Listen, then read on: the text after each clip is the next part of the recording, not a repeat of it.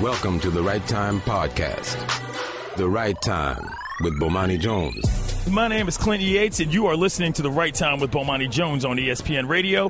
ESPN Radio is presented by Progressive Insurance, and all guests on The Right Time appear via the Shell Pennzoil Performance Line.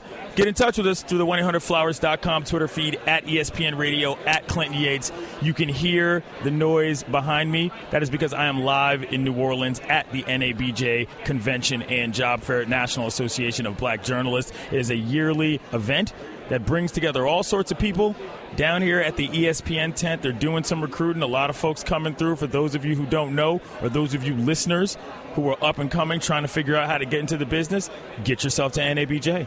It works for plenty of people. Bomani and I met up here last year at one point. I'm here right now. I'm looking out at some people. I'm going to tell you who's going to be on the guest list today. We're going to have Michael Eaves, SportsCenter host. He's going to be right here with us, right next to us on the couch. L. Duncan, also a SportsCenter host, is going to be here at 5 o'clock. On the line, we're going to have Adam Schefter, who's going to talk a little NFL. And Jay Harris is here as well. You all know him from SportsCenter in addition. And lastly, we're going to have Tom Haberstraw, ESPN NBA insider. So we got a packed show today, a little different vibe, and we're going to be here for the rest of the week as well. So understand that going into things. Family vibe down here, and I'm in New Orleans, which means I'm going to eat some good food. That being said, let's get to the sports. My man Money Mayweather, if nothing else, knows how to sell a fight. August 28th is coming up, losing a little luster as far as finding itself in the headlines here and there. That real long, in-depth story about McGregor came out, I believe it was 2 days ago. So now, Money's got to find a way to get himself back in the headlines. And he's doing it with a tactic that we rarely see from him, something we like to call humility. Let's hear what he had to say to Stephen A. Smith. It was a conversation with him on SportsCenter about, on paper, McGregor might outmatch him. He's a lot younger. You know, when you look at the two on paper, when you look at myself and you look at Conor McGregor, on paper, he's taller, has a longer reach. He's a bigger man from top to bottom. A lot younger, so youth is on his side. And I've been off a couple years. So, and now I'm in my 40s. So, you know, if you look at everything on paper, it leans towards Conor McGregor. What's funny about that is not just what he specifically said, but his whole tone has taken a far more demure approach. He's like, oh, yeah, of course. Suddenly he sounds like a guy that's a substitute teacher in a class as opposed to a dog barking on stage in Vegas, which I, by the way, respect a lot. Switch up your tone, throw a little different pitch. Make people think that you've got a little, I don't know, like I said before, humility in your life. This is a very interesting tactic for Mayweather at this stage of the game. And he also admits maybe he's not the guy that he used to be. I'm older. What does that mean? I'm not the same. What does that mean? I'm not the same. What does that mean? I'm not the same fighter I was 2 years ago. I'm not the same fighter I was 5 years ago. You're the same man? But I'm not the same fighter. I lost a step. You see what you just said when I fought Andre Berto. A fighter like Andre Berto don't even supposed to go the distance with Floyd Mayweather. But remember, I was 38. So like I said before, it's obvious I'm slipping a little bit to even let a fighter like that go the distance with me. Let me tell you all something, young bucks out there. If anybody ever admits to you without being asked that they've lost a step, they're lying. That is nothing but a trap set in order to make Vegas and people who are giving Vegas money believe that somehow his confidence is shaken. There's no way he says that unless he is strictly trying to throw you off the trail so that when he's finally in the ring, he can bang McGregor with something he's never seen before. I don't mind the tactic. I actually think it's pretty smart at this stage. But the problem is that if McGregor starts to believe it, then he's got a real issue. He also said he won't be as defensive against McGregor, which I found interesting. Let's hear him say it himself. This can't be a defensive fight. Excuse me? I got to go to him. I got to go to him. Are you saying that you're going to go to Conor McGregor? I got to go to him. You're not going to back up. You're going to go to him. I have to go to him. Why? I got to do what I got to do. Why? If you didn't have to go to other fighters in order to beat them, why do you feel the need to do that in this fight? Because I owe the public for the Pacquiao fight. Since they wasn't pleased with the Pacquiao fight, they're going to be pleased with this fight right here. So this is where it all falls apart. Because Stephen A. can clearly tell he's lying, and the lies are escalating. Why would he not be defensive? Like, is there some universe in which any of us have seen Mayweather fight? I'm not even a big boxing guy.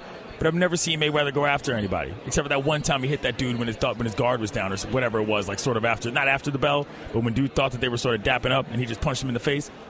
I can't remember what fight that was because I don't catalog fights like that. That's what Stephen A. does. But that's the only time I can really remember Mayweather decide, let me just hit him right quick for no reason. Mayweather ain't going to be offensive against him. He's going to sit back and let this dude punch his wind out and then maybe hit him with some body blows and just outlast him. He knows that. Stephen A. knows that, but they're going through the motions. And finally, he says, I guess he wants to embarrass McGregor. You walking out to beat this man, or you walking out there to embarrass him? Both. He gonna know. One thing he gonna know. I don't care who you disrespect, but one thing you gonna know. Not to ever disrespect an American again. That's what you will know. August 26th. Dun, dun, dun, dun, dun, dun, dun, dun, dun, dun. Since when did Mayweather turn into Johnny Patriot? That is the strangest twist I could have expected to hear in all of this. Not the lies about how he's going to fight, not the lies about his ability to actually box, but suddenly he's defending the honor of the nation against another man. I mean, is he trying to actually turn this into Rocky IV? I was on Sports Nation last week, and we talked about the fact that Drago is apparently going to be in the new Rocky, a fight nobody is checking for. Are you sure that comparing it, putting it up to some nationalism sense is what you actually want to do? I think people were interested in this fight from a legit spectacle standpoint. If Mayweather tries to act like this is supposed to be a real bout, I actually think that turns off more people than it turns on. You're listening to The Right Time with Bomani Jones. I'm Clinton Yates, filling in here live at NABJ in New Orleans, talking about Money Mayweather and McGregor, Conor McGregor. Mayweather is suddenly just a very humble man. I don't know what I'm going to do. I'm in my 40s. This young man could step into the ring and possibly beat me. Vegas, please change the line so that I can bet on myself and make more money. This is fascinating to me because I think the overall point here is that Money Mayweather is realizing he doesn't really have anything to win in this situation. Think about it. He beats the snot out of McGregor. Okay, big deal. The guy's not a boxer. He plays his normal game, if you will, holds it close to the vest, defends, gets a lot more blows landed, and wins by decision. Okay, again, big deal. You do that against every boxer.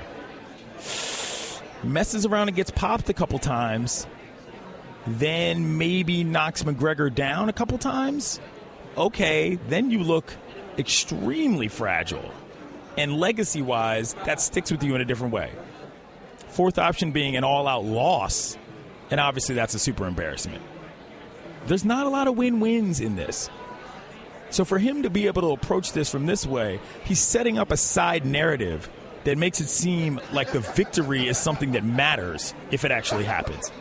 Because otherwise, this is routine. It was just supposed to go down. There's no real scenario in which if you're a Mayweather fan, you say, oh, yeah, that was good. That was a good performance. I'm glad he did it. Because for Conor, we understand what's going on here. He needs that paycheck. Does Mayweather really need this? Is it a matter of pride? Is it a matter of lack of relevance? Like, why is he actually doing this outside of the money, which, is fine by me. That's his nickname. But now he's trying to spin it into a sort of reality zone that I don't think anybody's buying. Stephen A. wasn't even buying it, and he was sitting right there in the room with him. Don't think that this has convinced me any more to watch this bout than anything else in the last week. I was about 50-50 on it. Wasn't entirely sure if it was something I was going to buy or something I was going to, just sort of, you go to your homie's house and you check it out.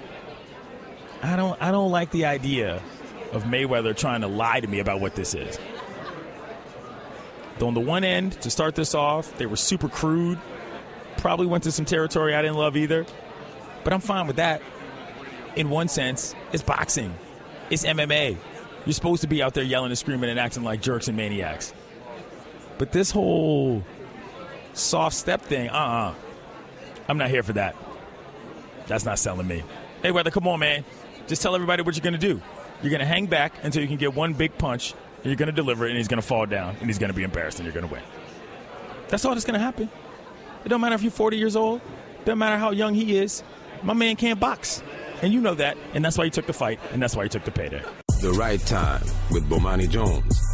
Well, welcome back to The Right Time with Bomani Jones. My name is Clinton Yates, filling in here on a Wednesday. ESPN Radio is presented by Progressive Insurance, and all guests on The Right Time appear via the Shell Pennzoil Performance Line. Hit me up, fam, on the 1-800-Flowers Twitter feed, at Clinton Yates, at ESPN Radio. The Right Time is brought to you by Pennzoil Synthetics, taking synthetic motor oil performance to a whole new level. Make the switch to Pennzoil Synthetics today. Sitting right next to me is my man, Michael Eaves, Sports Center host. You've seen him on the various programs. You've seen him at the Olympics. How you doing, Michael? I'm good, man. I'm good. I love this city. Number one, New Orleans is my favorite food city in America.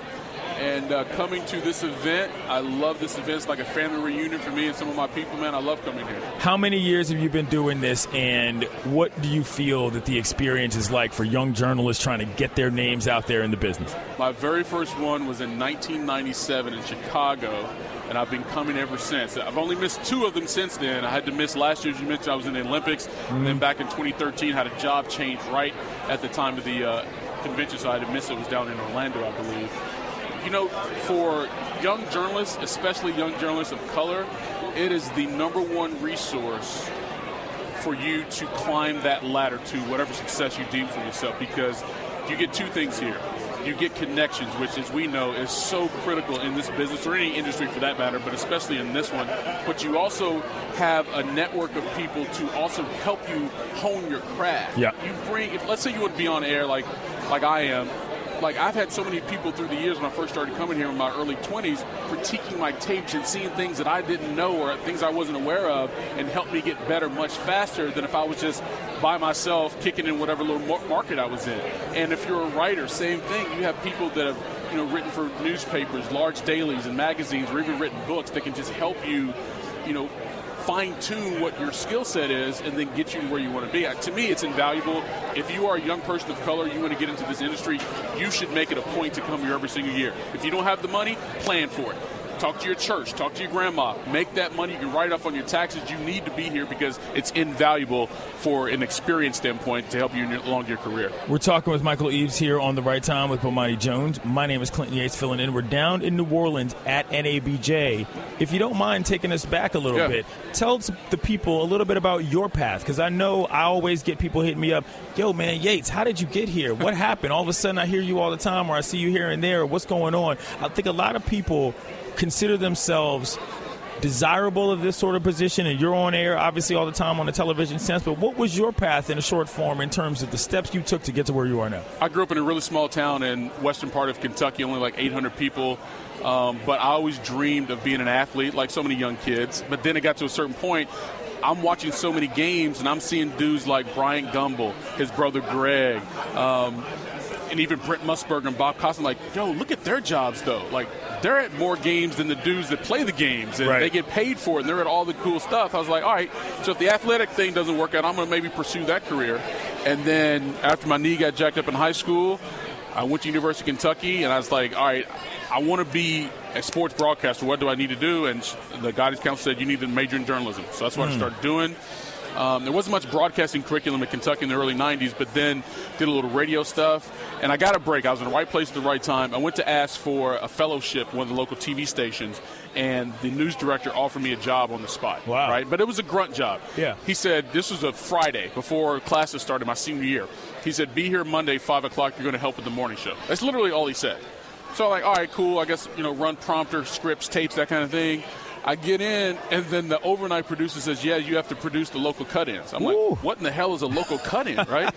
So it was a CBS station, so during CBS This Morning, they had these local news cut-ins. I had to produce those. I didn't know what that was, dude. I'd never been to a TV station in my life, right? So this is all new to you. Brand new opening day. But hung with it. I did it for 2 semesters, and, sometimes I would stay late after my shift and skip class because that was more valuable for me.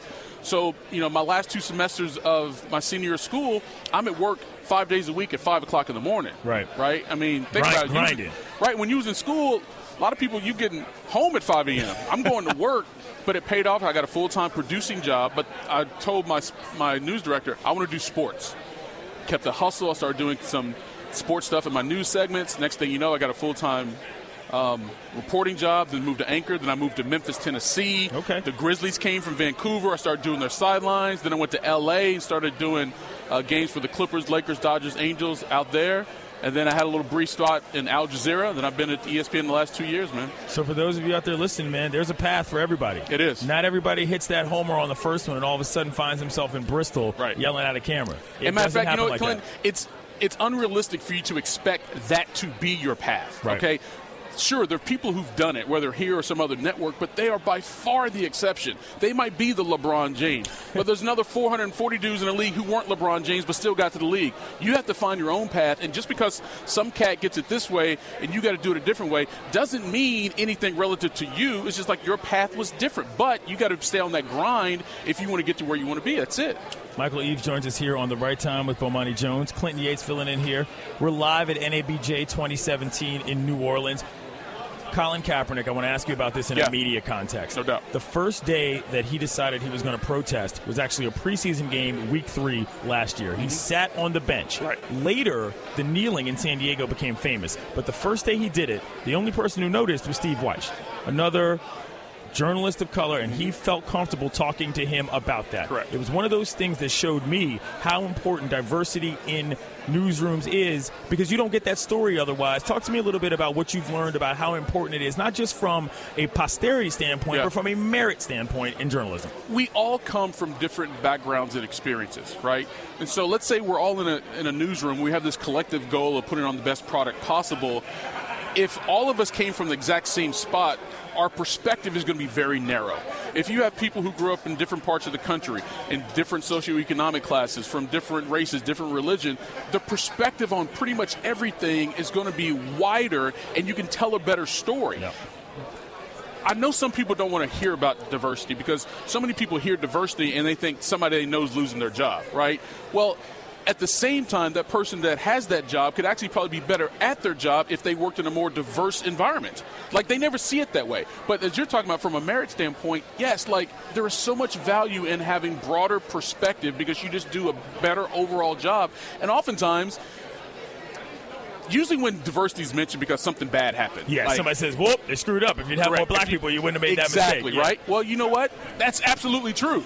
And on the flip side of that too, let's say you have some, let's say it's BET. Mm-hmm. If they're all black people, is their stuff going to be as good? Probably not, right? You should have some Hispanic people, some Asian, some Caucasian people there. Like, diversity matters so much in pretty much everything we do in terms, for me, of a plus standpoint. And anyone who tries to downplay it, they're just trying to be selfish. He's Michael Eaves. He's a SportsCenter host, and he's a good dude joining me here in New Orleans. Thank you, Michael. No problem, bro. The Right Time with Bomani Jones. Welcome back to The Right Time with Bomani Jones on ESPN Radio. My name is Clinton Yates, filling in here on a Wednesday. We're presented by Progressive Insurance, and all guests on The Right Time up here via the Shell Pennzoil Performance Line. You can get in touch with us through the 1-800-Flowers.com Twitter feed, at ESPN Radio, at Clinton Yates, live in New Orleans at NABJ 2017. We've been talking to some people from around the network. Michael Eaves joined us. Ryan Smith joined us. El Duncan is going to join us next segment. But now we're going to talk about my favorite sport, baseball. You all know who Joe West is. Some people call him Ump Show. He's got country music careers. Joe is one of the umpires in the major leagues that is a character and a half, to say the very, very least. Now he's been suspended for an interview he did with USA Today in June, in which he called Adrian Beltre, who just got 3,000 hits, who's a surefire Hall of Famer, he called the guy a complainer. Apparently, Major League Baseball took offense to this. They decided they were going to suspend him, and the World Umpires Association said that the union basically is just not about this. And the concern was that West's remarks created an appearance of lack of impartiality. Now, I'm going to have to say something about this, because right now it's time for Straight Talk, brought to you by Straight Talk Wireless, best phones, best networks, no contracts. One place where Major League Baseball could really, really liven up this game is if this unwritten rule about umpires forcibly being absolutely nothing to do with the game changed. I'm not some hardcore purist that has an issue with an umpire being a character on the field. A lot of people say, hey, nobody pays to see the umpires. That might be true, but that doesn't mean that the umpires can't have a little personality. Joe West, I don't love his personality specifically, but as a matter of course, it does not bother me to hear umps talk about players. I mean, they're not judges of law. At the end of the day, it's not that serious. There's no reason why an umpire shouldn't be able to say something about a player that they feel is affecting the way that they do their job. If a player is going to be able to say something, which you find all the time, I'm not sure I understand why it's such a problem to have umpires do it as well. Do I want every ump running down the line to punch a guy out every single time he strikes out? No. But as a matter of course, again, the personalities around the game. Tell me a little bit about Blue, and not just from the hometown broadcasters. Let me know who these people are. I read a great story about a woman in minor league baseball the other day who was recruited as an umpire, and now it's what she does full time. People don't seem to understand that umpiring is as tough to get to in the big leagues as it is being a ball player. And while this is sort of a tangent on the Joe West situation, my point is that umpiring is one of those things about baseball that when you play and when you really enjoy it a lot, is such a vital cog in terms of all of the little things that happen on a regular basis that I don't get why Big League Baseball wants to stifle the role to strictly a procedural one. I don't get it. Some of the most fun times I had growing up playing baseball, whether it was Little League, Babe Ruth, Pony League, and on the travel ball, was just kicking it with Blue. They're always typically relatively funny dudes, simply because all they could do is stand around and watch baseball half the time. They got to find some way to pass the time. Mic up an ump or two. I know it was fun in the All-Star game to have guys in the outfield during play. Give me a little chatter from Blue. I would love that. There's a reasonable portion of the fan base that would probably love it as well. Again, every part of the game is worth publicizing if you are looking to grow it overall. Whether that's playing, whether that's coaching, whether that's umpiring, or whether that's being part of the people who make the game go. Grounds crews come to mind. All this stuff is there for the mining. Silencing everything so that just the players are the only ones representing you is not smart business. Never mind the fact that the big leagues aren't good at that anyway. Shannon and I were talking about this off air the other day. Mike Trout plays in Anaheim. Nobody knows who he is. That's a problem. You've got to find a way. So when Joe West comes out and says something about a guy who, by the way, we've discussed on this program before as well, is probably fully undermarketed and has been his whole career, suspending him? For what? Massive overreaction. On every single level. And I'm not a Joe West guy. But to me, it's not even about him. It's about this long arm of the law that baseball seems to feel the need to constantly reach out and touch people with. It's forcing everybody to think this is the most boring thing on earth, because in some ways it is. And I watch more baseball than half of you out there. I'm trying to find a way to get to a baseball game tomorrow night. New Orleans Baby Cake, Shannon. That's the name of that team. Yeah, I know, and I actually knew that, which is really You knew that? Disturbing. Yeah, I did. Really? Yeah. I just feel that overall, and Shannon, we've talked about this as a kid growing up playing baseball, there's so many parts of the game that aren't just homers and strikeouts. It's the little things. It's those small parts of the game that build up everything else. And Blue is part of it, man.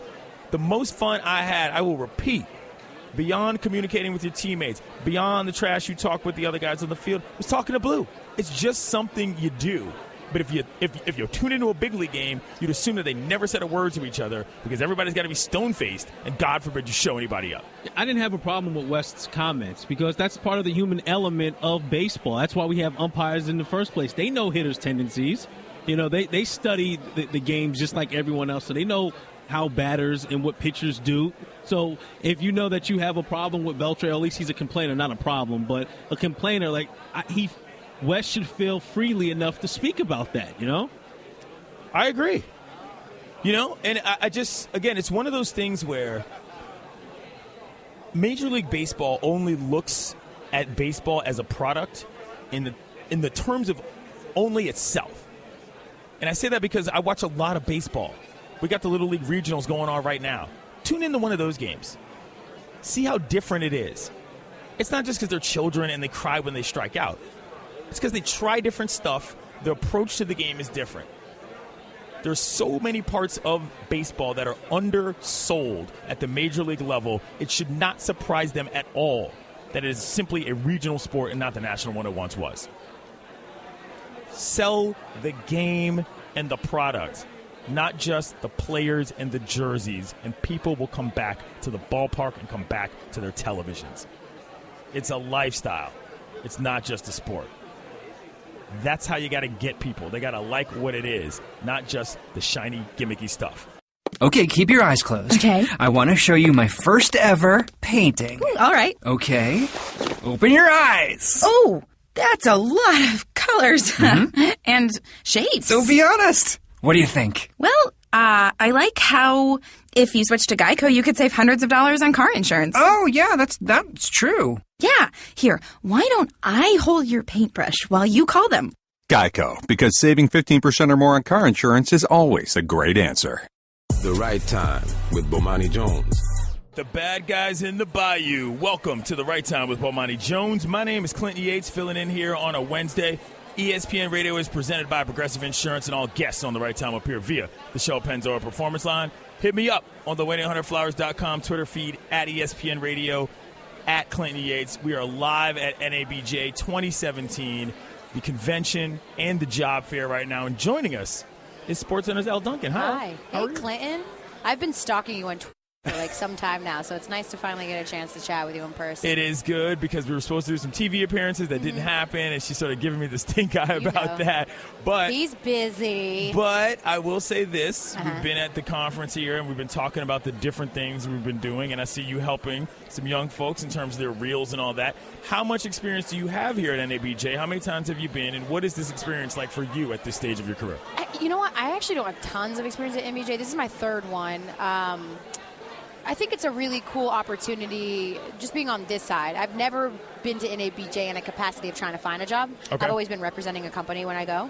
But I think it's a good opportunity to meet other people and also keep you on your toes. I mean, I keep listening to other conversations that are happening, right? Like, I want to know what Meg Green tends to think about someone's reel. And so, I'm kind of walking around getting information as well. But look, when push comes to shove, as you know, Clinton, when you have a dream or an idea, most of it is trying to figure out how to facilitate that, right? And that's the common question I keep getting, like, well, where do I even start? And this is a great place to come and just get some feedback and at the very least network, which you know is important. Elle Duncan joins us here, The Right Time with Bomani Jones. Clinton Yates filling in. I've talked to two guys about the experience coming up in this business. Talking to a woman now. Yep. I would love to hear your perspective on what it's like at the lower stages in terms of trying to get into the business, because Michael Eaves told a story about how some guy just said, hey, here's a shot, show up at 5 a.m., and you're here and you got the job. Things are obviously very different because of how our society works. I guess I'm just saying to the young women out there that are looking to get into this business, what specific advice do you have in that capacity? Just be really willing to do a lot of different things. Not those kind of things. But to be honest, I had 100 jobs. I've lived 100 lives, and just to be really calculated, because I think the worst thing that people can do is pander to women, and specifically in sports, and say, like, okay, like you're good enough, or like you'll do. One of the things that I hear that makes my skin crawl is when someone's like, yeah, like she can actually, competently talk about sports. I'm like, well, she actually should be able to. That is her job, right? So they almost make concessions for you if you're a woman. I would say just be prepared. You have to be more prepared than the men. You just do. You have to be on it. You have to be ready to talk knowledgeably about sports or whatever your subject is. And also, I think in sports specifically with women, we tend to because we are concerned with getting hit with that, well, what would you know you never played aspect, which has happened quite a bit. There's a guy that's standing over there at a former company I used to work at that was my boss that told me the same thing. We tend to inside information here right. at NBJ. He, as my boss, legitimately told me, well, what would you know about that because you never played in the NFL? I'm like, well, you didn't either. Right. And you talk about sports. But I think we tend to try to bog people down with numbers. Like, well, if you don't believe me, I have all these stats to prove you. You don't have to do any of those things. You don't have to try hard. You just need to be really, really prepared. So willing to be prepared and be willing to accept and understand that, unfortunately, there will be stations that will have 6 men and they'll all look the same. But as soon as there's one woman in the fold, you might not be in the fold because they've already met their woman quotient. Like, those things are real. There's not a lot that you can do about it, but just be willing to work 10 times as hard. SportsCenter's Elle Duncan joins us here on The Right Time with Bomani Jones. Clinton Yates filling in here. NABJ 2017. We're live in New Orleans. How far do you think, and this is a very general question, though, but in your career, how far do you think we've come in terms of accepting women of color, people of color, into the old boys club that is sports broadcasting? I mean, obviously I think we've got a long way to go. I think it's better. I think that ESPN's really leading the charge. I'm not saying that as a company woman. Just look at the proofs in the pudding. Just right. Watch ESPN, right?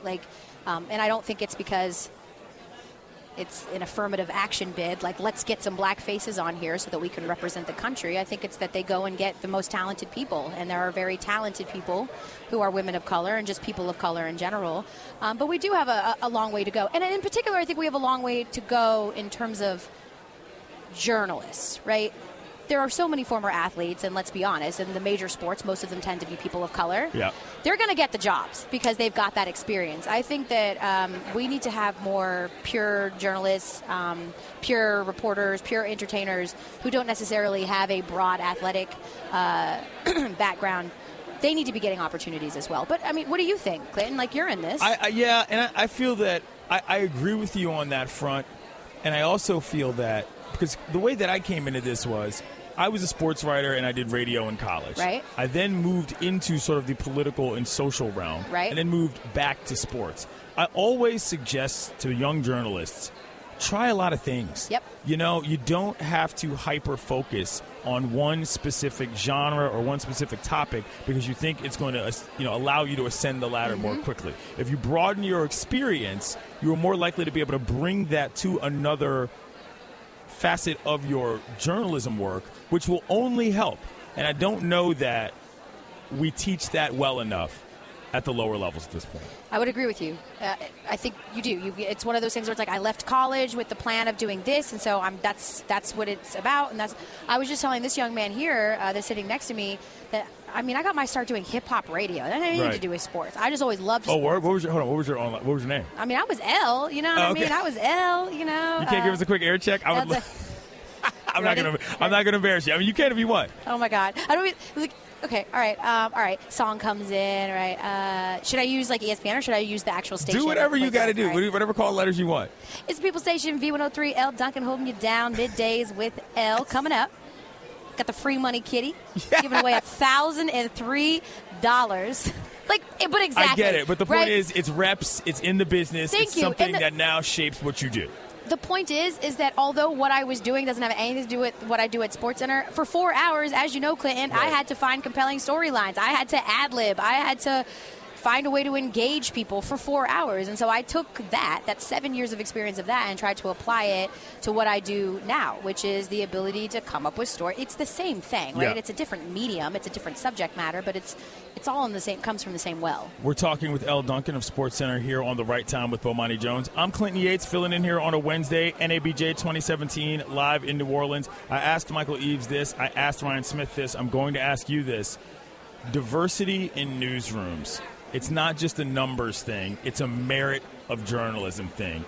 Tell me a little bit about how you feel about how certain companies or certain people do this, because to me, the story of Colin Kaepernick speaking to Steve Weish about this, the first time he sat, not when he kneeled, But the only reason he even said anything was because he felt comfortable with him. And that was a situation where he probably doesn't say that to any other reporter, and no other reporter probably even asks him about it. Sure. But now look at where that story's developed, and that to me is a larger part of what the diversity issue is. It's not just so that you can look in the newsroom and say, oh, look, there go black faces. You get a better product as well. You need to represent. It's funny because, so let me give you an example. And I kind of felt like I had to ask a black person moment. And listen, I know you've probably been engaged in plenty of those conversations. But Eves was actually involved in one of these. But we're sitting there, and it was during the Stanley Cup final. And you know how Nashville throws the catfish out. Well, they wanted to do a highlight treatment where P.K. Subban's face, they superimposed it on top of one of the catfish, and they wanted to toss it out on the ice, right? So I get called over to one of my producers, and he's like, Elle, can you just take a look at this? I'm like, all right. So I take a look at it. I'm like, okay. I don't find it particularly funny, but it's right. not, but right. but what's the issue? He's like, that's the question. Is it an issue? And I was like, are you asking me if this is racist? I mean, I'm laughing because this is sort of topically comical, but that's a serious question that happens a lot. Absolutely. Because, again, I think that it's important, right, to be we've seen it time and time again with some of these advertising companies, right, and some of these people who you could tell that there were no brown people in the room when these decisions were being made. And I think it's important. I think it's reflective because I think that the broader, right, that your newsroom looks, the more opinions are represented. And I think that we all kind of I bring a different perspective. Ask a black person makes me laugh because look, we all have different experiences and we don't all feel the same way. We are not a monolith, by the by. We are not a monolith. We don't all speak. We as black people, that's what I think. So I have a totally different take on things coming from Georgia, being 34, than even Eves had. Eves had to bring something to someone's attention at work before that went back to the 30s. They never would have. This kid's a 23-year-old intern, right, who's cutting a highlight, and he doesn't know. He doesn't know about the background of black racers having to come and race horses and how you shouldn't make Mr. Freeze race a horse on a high. He didn't know that. Mr. Freeze being the Atlanta in-game attraction runner guy. He didn't understand that would be insensitive to show him, right? And so we didn't end up doing it. But again, had Eves not had the background and the knowledge that he had, maybe that goes on. And the empowerment to say something. And the empowerment to say something. Right. And so I appreciate at the very least that in our newsroom, there is a lot of conversation that happens. And there is a lot of, okay, well, you as an older person, or you as a black person, or you as a Hispanic person, or you as a white. These conversations need to be had so that you don't have to apologize later. Yeah. She's Elle Duncan. You can find her on SportsCenter, and I promise I will get on the air. Will you please come and hang out with us, Clinton? I promise. I swear. Okay. Listen, I know that you are a very, very busy man, but I look forward to your commentary, and I look forward to you quipping on Twitter. Well, thank you. I love that you clap back. The king of clap back. The Right Time with Bomani Jones. Welcome back to The Right Time with Bomani Jones. My name is Clinton Yates, filling in here on a Wednesday live from New Orleans, Louisiana. We're on the floor of the Convention and the Career Fair at NABJ 2017. And ESPN Radio is presented by Progressive Insurance. All guests on The Right Time appear via the Shell Pennzoil Performance Line. And you can get in touch with me through the 1-800-Flowers.com Twitter feed. At ESPN Radio, at Clinton Yates. Some of y'all are asking about the shorts that I'm wearing. I got them at the Gap, if you're really wondering. I go to the mall sometimes. I buy off the rack. More importantly, though, let's talk about football. Roger Goodell talked to Bob Glauber of Newsday. Roger Goodell, the commissioner of the NFL. And he said something that I got to admit I was never expecting to hear. He said he supports a shorter preseason.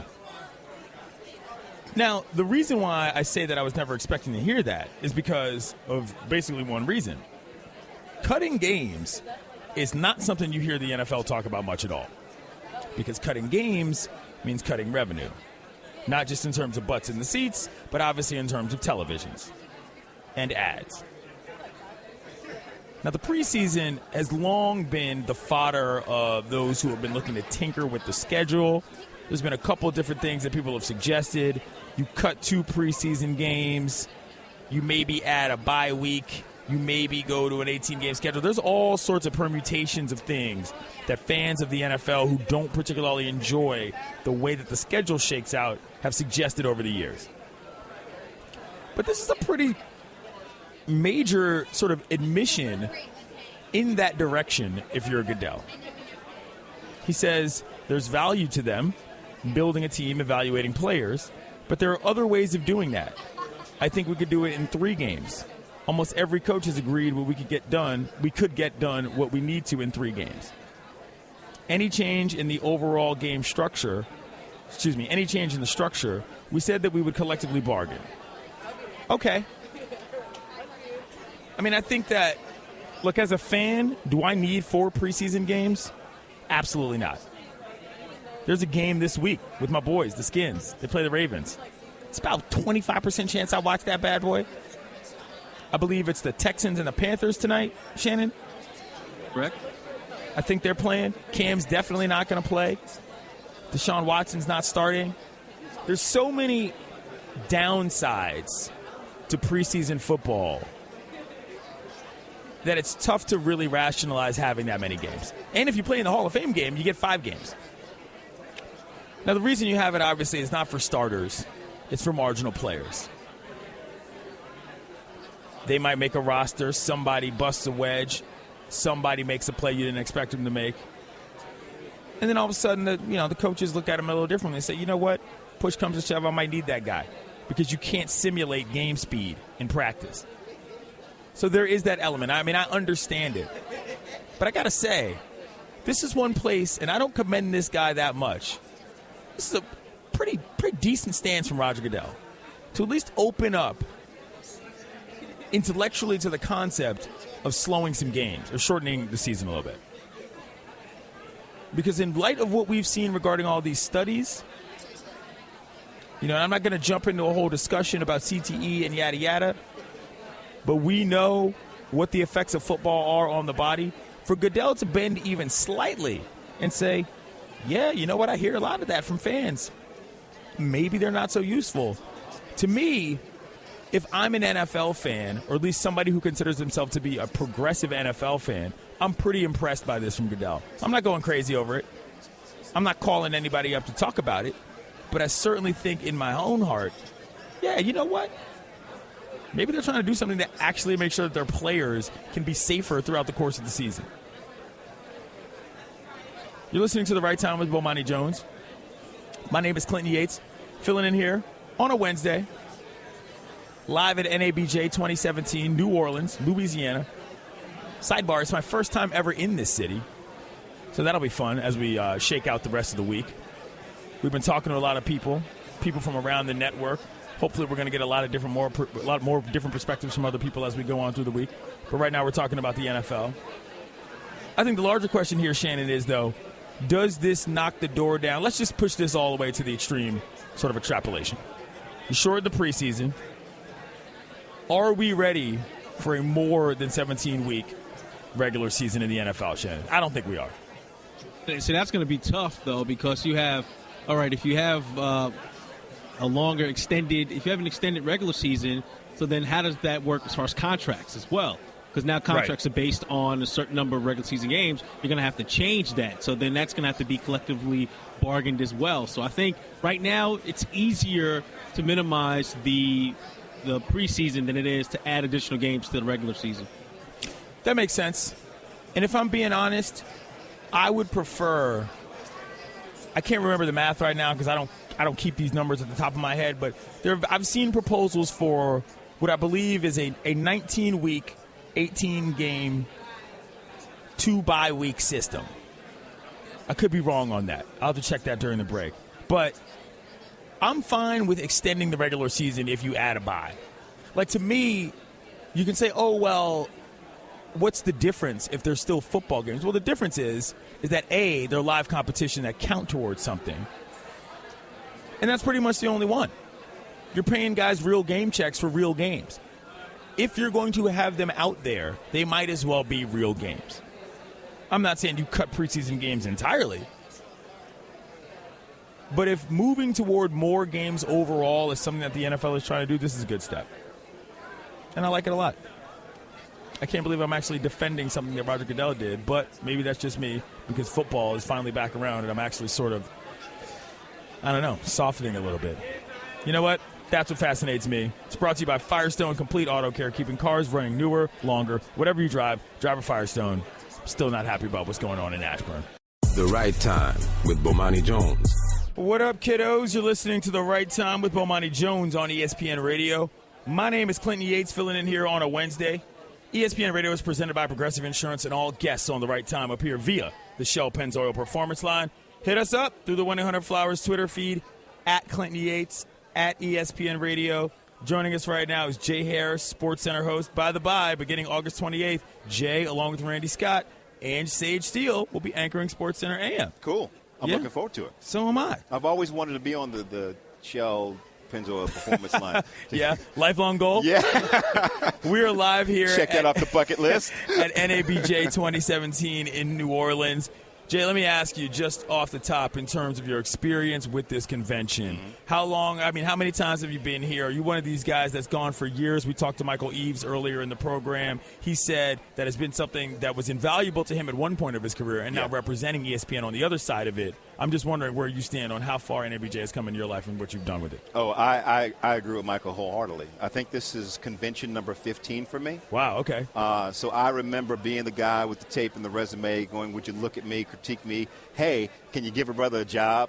To the person who critiques and tries to help young folks out. Okay. I like this part a lot better than the other part, to be honest with you.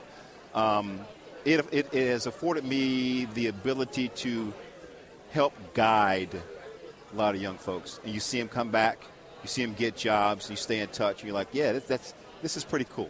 How much input do you give on a personal level? I mean, how much do you touch people outside of this, and what do you tell them? I mean, I know I talk to a fair amount of people, but I'm also not on air on SportsCenter. You know, I wonder what it is you specifically tell people, because I'm sure there's a lot of kids out there listening who don't have the opportunity to come to an NABJ, who do want an idea of how to get into this business or how to thrive from the position they're already at. I probably tell them too much.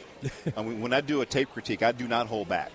From dress to run-on sentences to bad questions to whatever. I let it hang out because I think honesty is the best policy.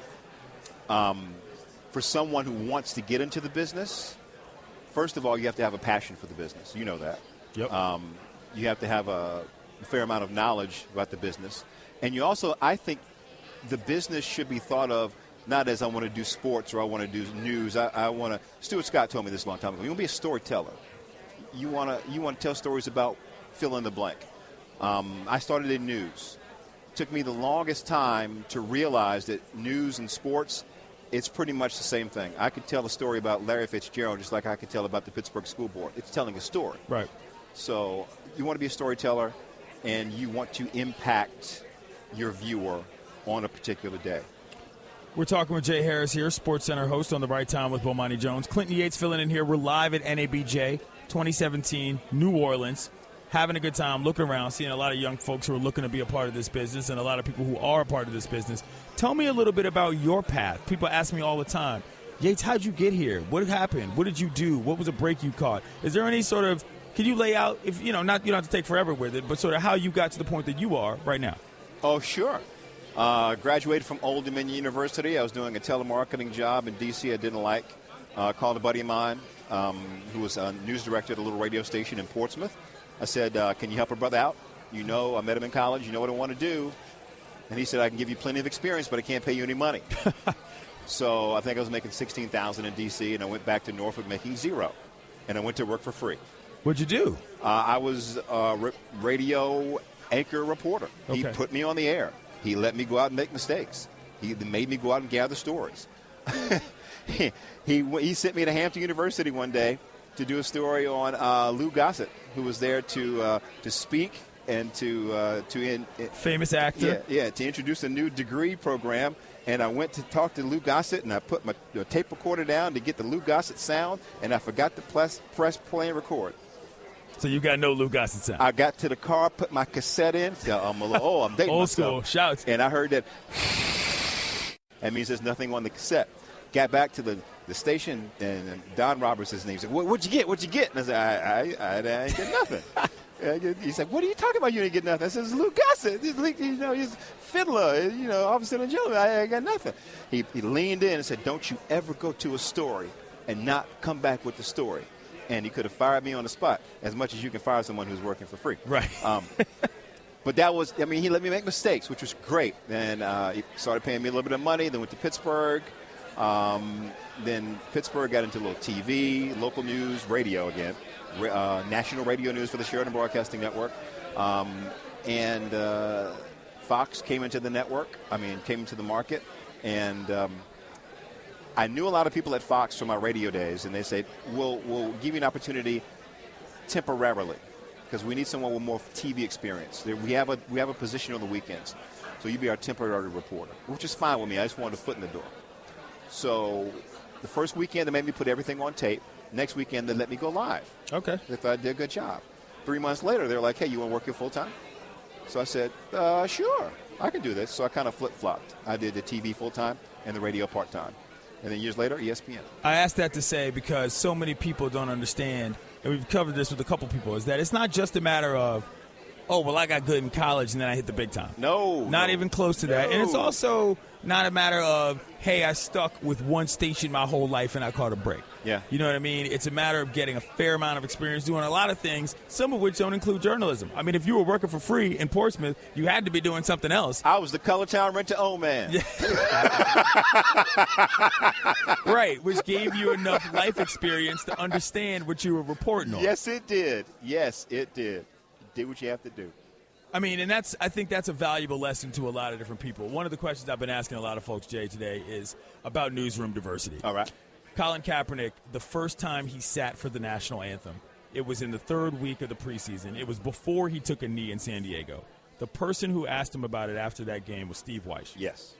And he talked to him about it, and he mentioned that he probably wouldn't have told that story to anybody else. My reason I bring that up is because, to me, that's one of those times when you can see that newsroom diversity is not just about the numbers. It's about the quality of the journalism that you're going to get because of the people you cover and the people you've got. What do you think about that in terms of where we are now with how our newsrooms are diversified? We can always be better. I think we have done a poor job in this business of recognizing our total audience and realizing that the total audience needs to be served, and we should mirror our audience with our on-air and even our behind-the-scenes folks in the newsroom. Absolutely. That second part is very important. Yeah, because there's so many stories to be told and so many different perspectives.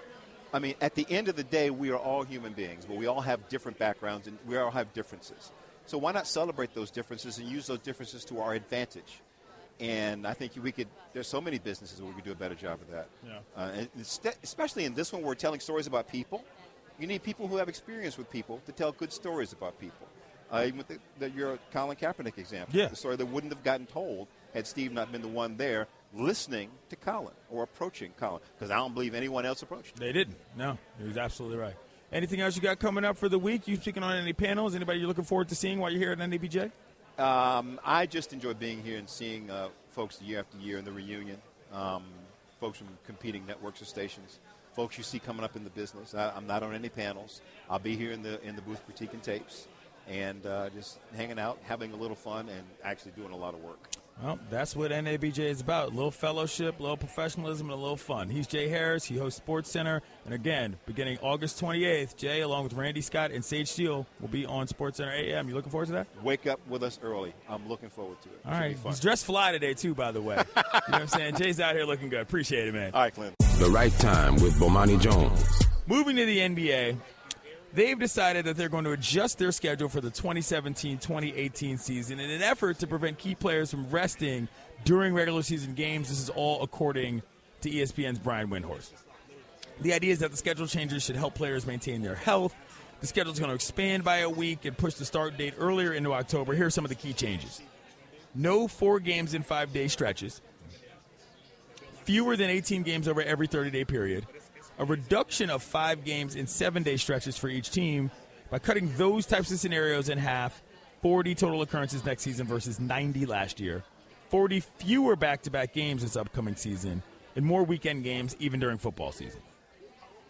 There was a huge area of concern, obviously, remember last year when the Warriors rested Steph, Clay, Draymond, and Iggy against the Spurs in a nationally televised game in March.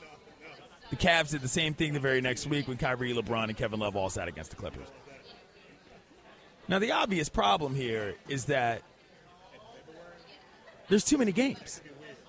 Like, I get it that stretching the games out is going to potentially allow players, to get their regimens in and do all the things they can do to treat their bodies so that they can be up for each game. But to me, this is bad math. Like, ultimately, the issue is not necessarily the time between games, it's the amount of games played. You've still got to play 82 games, and you've still got to play the playoffs. And if it's an Olympic year, you still got to do that as well. So while I think this makes sense in sort of I don't want to say it's short-sighted, but I just don't think that for the types of players that are going to be sitting, that the gaps between the games are really the issue. It's the overall number. Shannon, you remember this. The best season the NBA had in my lifetime was when? When they started the season after the new year. They banged out 50 games. It happened to be that your Knicks ended up going to the finals. But it was great. I think to the initial question, I don't think it's really going to factor too heavily in whether or not stars are going to play or not. I think that ultimately comes down to the coach's decision. I do think, though, that overall quality of play can improve with the extra rest. I see that. I understand that point, and I actually probably agree with you there. But the larger issue of whether or not stars sit or don't sit, to me, is correlated to the amount of games overall. I could lop off 10, 15 games from the NBA schedule and not miss a beat. I mean, what are we talking about here? I don't think it's super too long, but I know the playoffs take long enough. Shorten that regular season a little bit.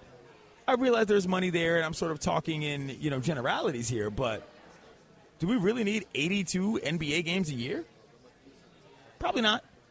I mean, I really don't actually think the average, and I'm saying average hardcore, meaning somebody who is the average hardcore fan, not the average fan. Anyway, like I don't really think that many people would complain if you cut the NBA season to 75 or 70 games even.